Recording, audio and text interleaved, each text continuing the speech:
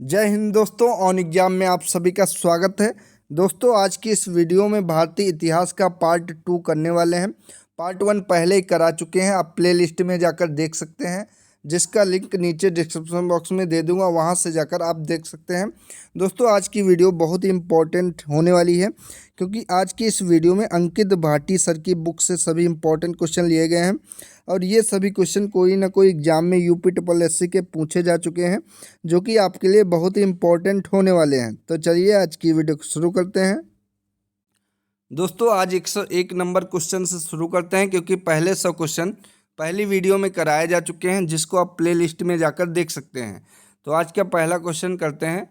मुगल शासन के दौरान एक कोतवाल की सही भूमिका क्या थी? या इस तरीके से क्वेश्चन पूछ सकता है कि मुगल काल में कोतवाल का काम क्या होता था? तो मुगल काल में कोतवाल का काम होता था कानून और व्यवस्था को बनाए रखना।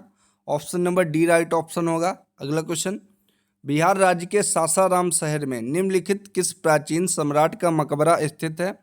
तो बिहार राज्य के सासाराम शहर में शेरशाह सूरी का मकबरा स्थित है। इंपॉर्टेंट क्वेश्चन है। Option number C right option होगा। अगला, मुगल वंश के पहले सम्राट बाबर ने अपनी देशीय भाषा चगताई तुर्की में अपनी आत्मकथा लिखी है। इस पुस्तक का क्या नाम है? तो इस पुस्तक का नाम है बाबरनामा, जो कि आत्मकथा है। किसकी आत्मकथा है? तो मुगल वंश के पहले सम्राट बाबर की आत्मकथा है। इसमें option number B right option होगा। अगला क्वेश्चन, भारत में जहांगीर का शासनकाल क्या था? तो 1605 ईस्वी से लेकर 1627 ईस्वी तक जहांगीर का शासनकाल था, यानी कि इन्होंने सिर्फ 22 साल शासनकाल किया है। Option number A right option होगा। अगला क्वेश्चन, वह कौन सा स्थान है जहां अंतिम मुगल सम्राट बहादुर शाह जफर की मृत्यु हुई थी? इंपॉर्टेंट क्वेश्चन है, एग्जाम में पूछा जा सकता है और राजस्व लेखपाल 2015 में पूछा भी गया है। तो कौन सा स्थान है जहां अंतिम मुगल सम्राट बहादुर शाह की जफर हुई थी? तो रंगून में हुई थी, क्योंकि रंगून भेज दिया गया था इनको। Option number A right option होगा। अगला क्वेश्चन, पहला कठपुतली मुगल सम्राट कौन था? तो पहला कठपुतली मुगल सम्राट जहांगीर शाह था। Option number A right option होगा। अगला क्वेश्चन, विश्व प्रसिद्ध मोर सिंहासन का निर्माण और उसकी लाल किले में स्थापना निम्न में से किस मुगल शासक ने की थी? तो विश्व प्रसिद्ध मोर सिंहासन का निर्माण शाहजहां के द्वारा किया गया था और इसकी स्थापना जो कि लाल किले में शाहजहां के द्वारा की गई थी। Option number A right option होगा। अगला क्वेश्चन, अकबर के दरबार में प्रसिद्ध कवि थे बीरबल, तुलसीदास, रहीम खान, बैरम खान। तो अकबर के दरबार के प्रसिद्ध कवि रहीम खान थे। Option number C right option होगा। अगला क्वेश्चन, अकबर के नवरत्न के बारे में इनमें से कौन सा सही ढंग से मेल नहीं खाता है? दोस्तों क्वेश्चन पूछा सही ढंग से मेल नहीं खाता है। तो अबुल फजल वह अकबर के वजीर थे और अकबर के शासनकाल में अकबरनामा के लेखक थे। सही है। राजा मान सिंह वह अकबर के वित्त मंत्री थे। अब्दुल रहीम खान खाना वह एक कवि थे और अकबर के भरोसेमंद देखभाल करने वाले बेटे बैरम खान के पुत्र थे। मुल्ला दो प्याजा वह मुगल सम्राट अकबर के मुख्य सलाहकारों में से एक थे। तो इस क्वेश्चन का राइट ऑप्शन हो जाएगा ऑप्शन नंबर बी, राजा मान सिंह वह अकबर के वित्त मंत्री थे। अगला क्वेश्चन, औरंगजेब का पुत्र कौन था? तो औरंगजेब का पुत्र शाहजहां था। Option number D right option है। अगला क्वेश्चन, पानीपत का द्वितीय युद्ध किनके बीच लड़ा गया? तो पानीपत का द्वितीय युद्ध अकबर और हेमू के बीच लड़ा गया। Option number B right option है। सभी क्वेश्चन जितने भी कराए जा चुके हैं और कराए जा रहे हैं, सभी कोई ना कोई एग्जाम में पूछे जा चुके हैं यूपी ट्रिपल एससी के। तो सभी इंपॉर्टेंट क्वेश्चन है, आप लोग अच्छे से सभी क्वेश्चन को याद कर लीजिए। इनमें से कौन सा मुगल बादशाह शराब को छूता तक नहीं था? तो औरंगजेब जो कि शराब को छूता तक नहीं था। Option number D right option हो जाएगा। और दोस्तों वीडियो अगर आपको अच्छी लग रही हो तो वीडियो को लाइक एंड शेयर करें और चैनल को सब्सक्राइब कर लीजिए और बेल आइकन को प्रेस कर लीजिए, जिससे कि आने वाली सभी अपडेट आपको मिलती रहें। निम्नलिखित में से कौन सा युग्म सही नहीं है? बड़ा इमामबाड़ा ये लखनऊ में है, निशात बाग ये जम्मू कश्मीर में है, फिरोज शाह कोटला ये दिल्ली में है, हुमायूं का मकबरा इलाहाबाद में नहीं है, ये दिल्ली में है। Option number D right option होगा। अगला क्वेश्चन, आईने अकबरी किसने लिखा? इंपॉर्टेंट क्वेश्चन है। तो आईने अकबरी की रचना अबुल फजल के द्वारा की गई है। सी करेक्ट ऑप्शन है। अगला, निम्न में से कौन सा सुमेलित नहीं है? बाबरनामा की रचना बाबर के द्वारा की गई है। शाहजहांनामा की रचना मोहम्मद ताहिर के द्वारा की गई है। हुमायूंनामा की रचना हुमायूं के द्वारा नहीं की गई है, इनकी बहन गुलबदन बेगम के द्वारा की गई है। तुजुक-ए-जहांगीरी जिसकी रचना जहांगीर के द्वारा की गई है। तो राइट ऑप्शन हो जाएगा ऑप्शन नंबर सी। अगला क्वेश्चन, हुमायूंनामा के लेखक कौन है? अभी पहले ही डिस्कस कर चुके हैं। तो हुमायूंनामा की रचना गुलबदन बेगम के द्वारा की गई है, जो कि हुमायूं की बहन थी। Option number B right option होगा। अगला क्वेश्चन, अकबरनामा के प्रसिद्ध लेखक कौन थे? तो अकबरनामा की रचना अबुल फजल के द्वारा की गई है। Option number B right option है, इंपॉर्टेंट क्वेश्चन है। अगला क्वेश्चन, अकबर ने अपने दरबारी संगीतज्ञ के रूप में किसे नियुक्त किया था? तो मियाँ तानसेन को अकबर ने अपने दरबारी संगीतज्ञ के रूप में नियुक्त किया था। Option number B right option हो जाएगा। अगला क्वेश्चन, निम्नलिखित में किसके शासनकाल में मुगलों और मराठों के बीच द्वंद्व प्रारंभ हुआ? तो बताइए इनमें से किसके शासनकाल में मुगलों और मराठों के बीच द्वंद्व प्रारंभ हुआ था? इसका राइट ऑप्शन क्या हो जाएगा? राइट इसका ऑप्शन हो जाएगा Jahangir. Option number B right option है। अगला क्वेश्चन, निम्नलिखित में से कौन सा एक कथन शिवाजी के विषय में असत्य है? शिवाजी एक धार्मिक व्यक्ति थे, सही है। वो एक कट्टर हिंदू थे, ये भी सही है। 1674 ईस्वी में रायगढ़ में उनका राज्याभिषेक वैदिक विधि से हुआ था, ये भी सही है। उन्होंने मुस्लिमों को धर्मांतरण के लिए एवं हिंदू धर्म स्वीकार करने के लिए विवश किया था, ये गलत है। तो option number D right option हो जाएगा। अगला क्वेश्चन, किस मुगल सेना नायक के साथ शिवाजी ने पुरंदर की संधि जो कि 1665 ईस्वी में हुई थी, इस पर हस्ताक्षर किए थे? तो जयसिंह के साथ शिवाजी ने पुरंदर की संधि की थी, जो कि 1665 में इस पर हस्ताक्षर हुए थे। Option number A right option है, इंपॉर्टेंट क्वेश्चन है, कई बार एग्जाम में पूछा जा चुका है, आप लोग देख सकते हैं। अगला क्वेश्चन, निम्नलिखित में से कौन एक अधिकारी शिवाजी के नागरिक प्रशासन में अष्टप्रधान के अंतर्गत नहीं था? तो इनमें से शिवाजी के नागरिक प्रशासन में अष्टप्रधान में कोतवाल नहीं था, बाकी पेशवा, सुमंत, मजूमदार ये सभी थे, कोतवाल नहीं था। Option number D right option हो जाएगा, ये मुगल काल में थे। अगला क्वेश्चन, औरंगजेब की मृत्यु के समय मराठा नेतृत्व किसके हाथों में था? तो जब औरंगजेब की मृत्यु हुई थी तब मराठा नेतृत्व ताराबाई के हाथ में था। Option number D right option है। अगला क्वेश्चन, शिवाजी के निम्नलिखित उत्तराधिकारियों में से किसे औरंगजेब ने ईमानदार की उपाधि दी थी? तो ईमानदार की उपाधि औरंगजेब के द्वारा ताराबाई को दी गई थी। Option number B right option है। अगला क्वेश्चन, निम्न में से किसको देशमुख, पाटिल और नायक नाम से पुकारा गया है? तो इस स्वतंत्र सरदार को देशमुख, नायक और पाटिल के नाम से पुकारा गया है। Option number B right option है। अगला, शिवाजी के समय सरनौबत का पद किससे संबंधित था? वित्तीय प्रशासन से, न्यायिक प्रशासन से, स्थानीय प्रशासन से या फिर सैन्य प्रशासन से? तो इसका राइट ऑप्शन हो जाएगा ऑप्शन नंबर डी, सैन्य प्रशासन थे, जो कि सरनौबत पद इससे संबंधित था, सैन्य प्रशासन से। Option number D right option है।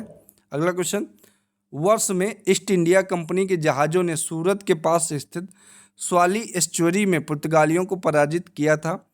तो 1612 ईस्वी में ईस्ट इंडिया कंपनी के जहाज़ों ने सूरत के पास स्थित स्वाली एस्चुरी में पुर्तगालियों को पराजित किया था। Option number C right option होगा। अगला क्वेश्चन, वास्को डी गामा एक पुर्तगाली अन्वेषक ने वर्ष में भारत के समुद्री मार्ग की खोज की थी। इजी क्वेश्चन है, कई बार एग्जाम में पूछा जा चुका है।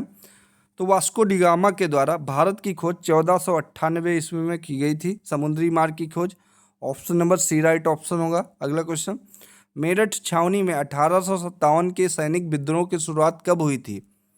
तो 1857 के सैनिक विद्रोह की शुरुआत जो कि मेरठ से शुरू हुई थी और मंगल पांडे के द्वारा शुरू की गई थी, जो कि 10 मई 1857 को शुरू हुई थी। Option number C right option है। अगला क्वेश्चन, निम्नलिखित में से किसने 1857 के विद्रोह को दबाने के लिए अंग्रेजों को सहायता प्रदान नहीं की? ग्वालियर के सिंधिया, अवध की बेगम हजरत महल, हैदराबाद के निजाम, भोपाल की सिकंदर बेगम? तो इनमें से राइट ऑप्शन हो जाएगा ऑप्शन नंबर बी। इनमें से अवध की बेगम जो कि हजरत महल के द्वारा 1857 के विद्रोह को दबाने के लिए अंग्रेजों को सहायता नहीं प्रदान की गई थी। ये लखनऊ से विद्रोह कर रही थी 1857 की क्रांति का। अगला क्वेश्चन, 1857 के प्रथम स्वतंत्रता विद्रोह में भाग लेने वाली प्रसिद्ध महिला स्वतंत्रता सेनानी कौन थी? तो ये थी बेगम हजरत महल, जो कि लखनऊ से कर रही थी। Option number D right option हो जाएगा। ये 1857 की क्रांति का विद्रोह लखनऊ से बेगम हजरत महल कर रही थी। अगला क्वेश्चन, 1857 के सिपाही विद्रोह में सिपाहियों को किस कंपनी द्वारा बनाए गए कारतूसों पर आपत्ति थी?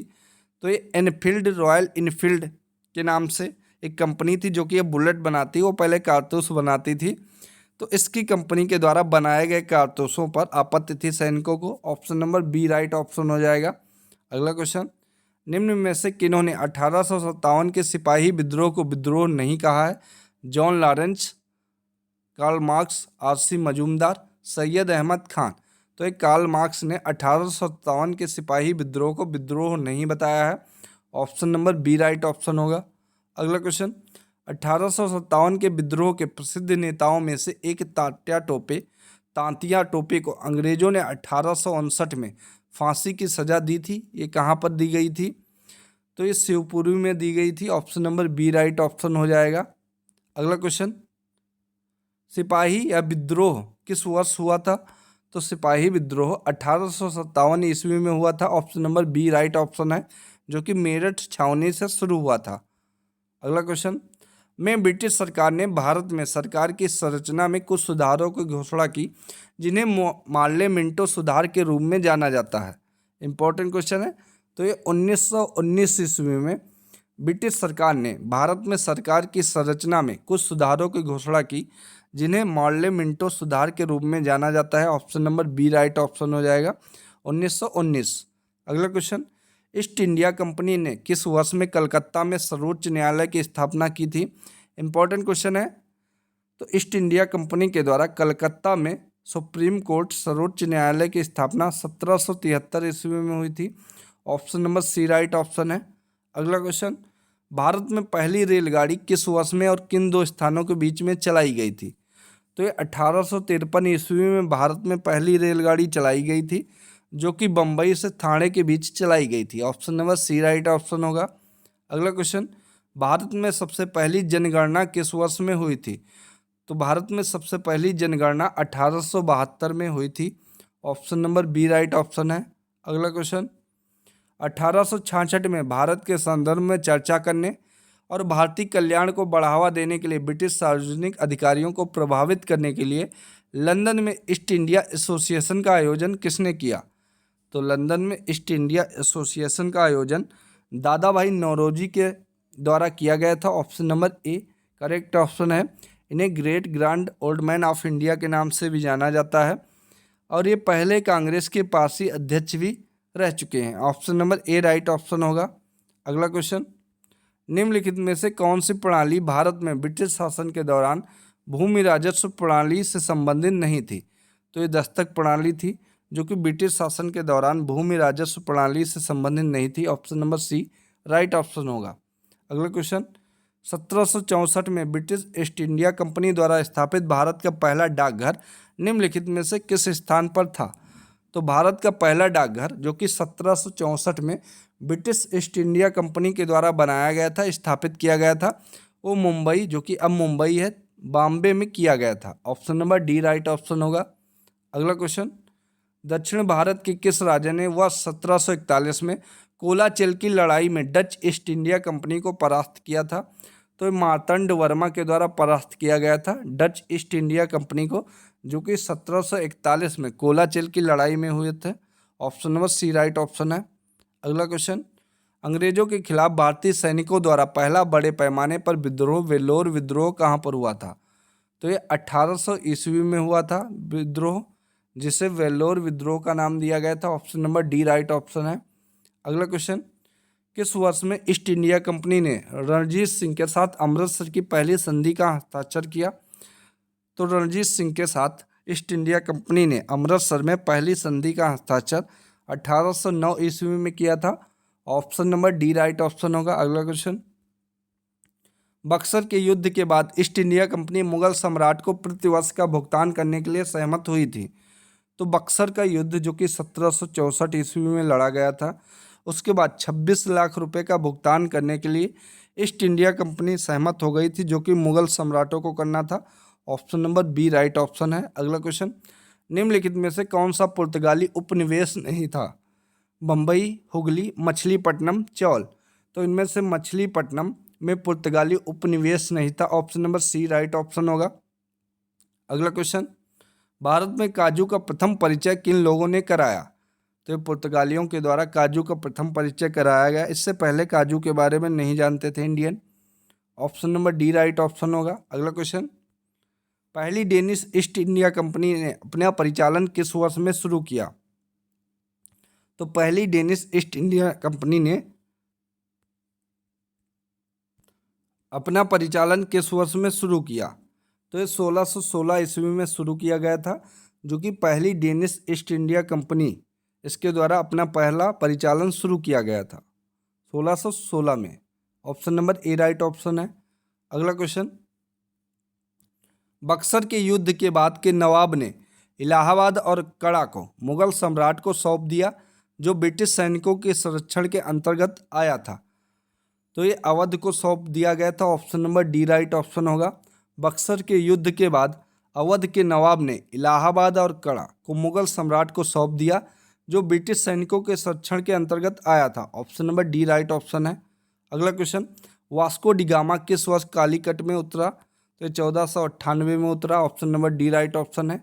अगला क्वेश्चन, श्रीरंगपट्टनम का ऐतिहासिक शहर जिसे टीपू सुल्तान और उसके पिता हैदर अली की कब्रों का घर माना जाता है, वह निम्नलिखित किस शहर से लगभग 15 किलोमीटर की दूरी पर स्थित है? तो ये मैसूर से लगभग 15 किलोमीटर की दूरी पर स्थित है, जो कि श्रीरंगपट्टनम स्थित है। Option number C right option है। अगला क्वेश्चन, टीपू सुल्तान कहाँ का शासक था? तो ये मैसूर का शासक था। Option number C right option है। अगला, ब्रिटिश शासन को भारत से उखाड़ फेंकने के लिए इनमें से किसने फ्रांसीसियों की मदद मांगी थी? तो टीपू सुल्तान के द्वारा ब्रिटिश शासन को भारत से उखाड़ फेंकने के लिए फ्रांसीसियों की मदद मांगी थी। Option number D right option है। अगला क्वेश्चन, श्रीरंगपट्टनम की लड़ाई में अंग्रेजों ने किसे पराजित किया? तो श्रीरंगपट्टनम की लड़ाई में अंग्रेजों ने टीपू सुल्तान को पराजित किया था। Option number C right option है। अगला क्वेश्चन, निम्नलिखित में से कौन अवध का प्रथम नवाब था? तो शहादत खां, जो कि अवध का प्रथम नवाब था। Option number B right option है। अगला क्वेश्चन, इनमें से किस लड़ाई में अंग्रेजों ने बंगाल के नवाब सिराजुद्दौला को हराया था? इंपॉर्टेंट क्वेश्चन है। तो 1757 में प्लासी का जो युद्ध हुआ था, उसी में अंग्रेजों ने बंगाल के नवाब सिराजुद्दौला को हराया था। Option number A right option है। अगला क्वेश्चन, प्लासी के युद्ध कब लड़ा गया था? तो प्लासी का युद्ध 1757 ईस्वी में लड़ा गया था।